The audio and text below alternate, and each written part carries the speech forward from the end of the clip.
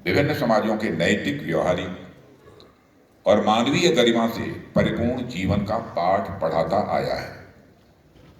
एक विशाल खंड तक विशाल जन समुदाय को ज्ञान एवं गरिमा के प्रकाश से प्रकाशित करते चले आने वाला यह ग्रंथ निश्चित ही केवल शब्दों और छंदों का सामंजस्य भर ही नहीं है, यह समस्त मानव जात के लिए आवश्यक मानवीय करुणा, प्रेम, सहृदयता, सम्मान और आदर्श का एक साक्षात पुंज है।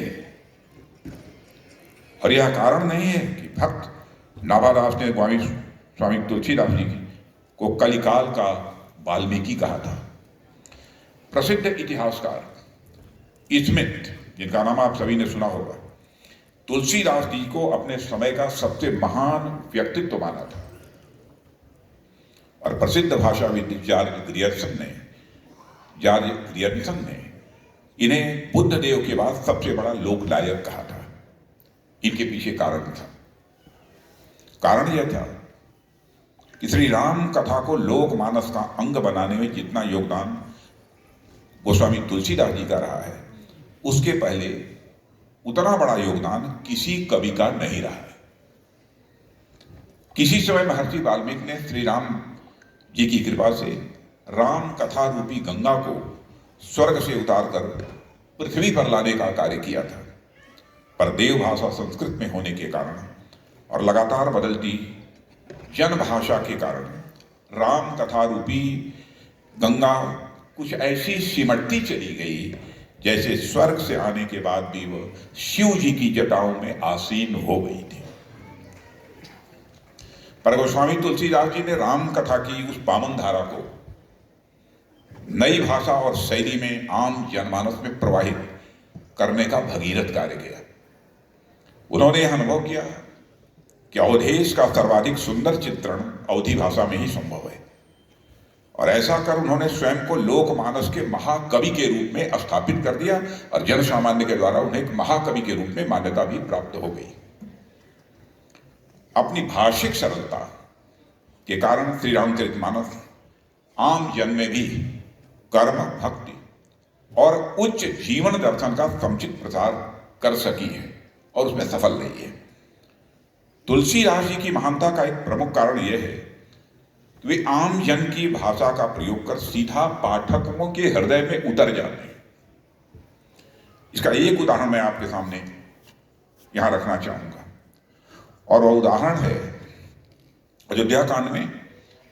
राम जब अयोध्या से निकल रहे होते हैं तब सुमंत्र आदि जन राम को प्रणाम करते हैं, पर राम जब निषाद राज के यहां पहुंचते हैं तब वहां के पूर्ववासी राम को प्रणाम नहीं बल्कि जोहार कहते हैं।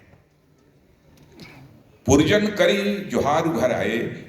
आदिवासी समुदाय में आप सभी लोग जानते हैं, एक दूसरे को लोग नमस्कार या प्रणाम नहीं कहते हैं बल्कि जोहार बोलते हैं, एक दूसरे के प्रति सम्मान की अभिव्यक्ति करने के लिए।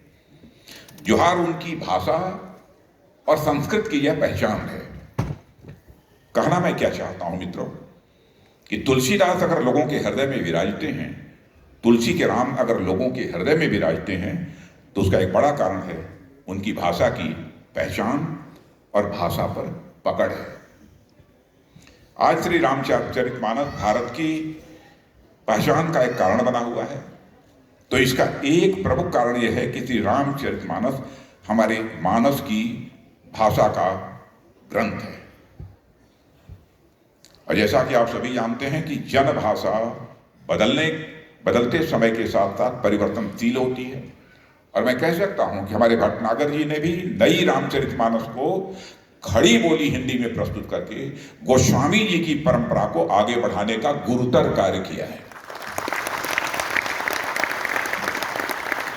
और मैं विश्वास के साथ कह सकता हूं कि आने वाले समय में यह कृति भी समाज के एक बड़े हिस्से के न केवल घर की अलमारी में बल्कि उनके हृदय में निवास करेगी, ऐसा मेरा विश्वास है।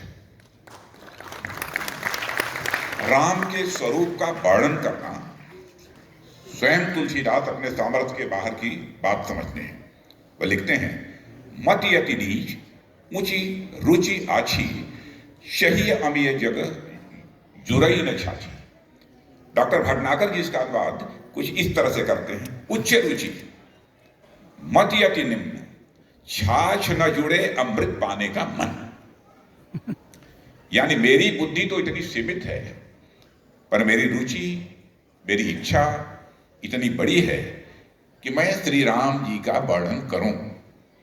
यह ठीक वैसे ही है कि छाछ तो जुटा पाने की सामर्थ्य है नहीं, पर मैं सीधा अमृत पाने की चाह में निकल पड़ा।